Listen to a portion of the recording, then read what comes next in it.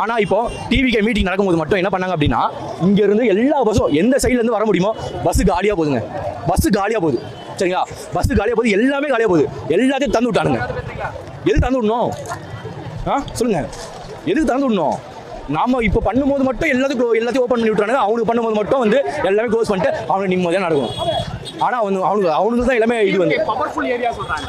DMK powerful area தாங்க. ஆனால் வந்து டிஎம்கே ஒரு கூட்டம் கூட மார்னிங் கிடையாது தெரியுமா?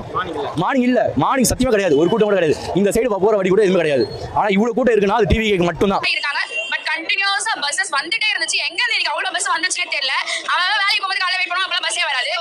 இன்னைக்கு அவ்வளவு பஸ் எல்லாருமே ரெஸ்ட்ரிக்ட் பண்ணிட்டு ஆனாலும் அந்த டிராஃபிக்கை கிளியர் பண்ணி ஏன்னா ஆல்ரெடி நாங்க நிறைய கான்சிக்வன்ஸ் ஃபேஸ் பண்ணிட்டோம். சோ இதுக்கப்புறம் ஃபேஸ் பண்ணக்கூடாதுன்னு சொல்லிட்டு அவ்வளோக்கும் பண்றோம். இன்னைக்கு அவ்வளோ பஸ் டிப்போங்களா நிக்குது. இருந்து எல்லா பஸ்ஸும் எந்த சைட்ல இருந்து வர முடியுமோ பஸ்ஸு காலியாக போகுதுங்க.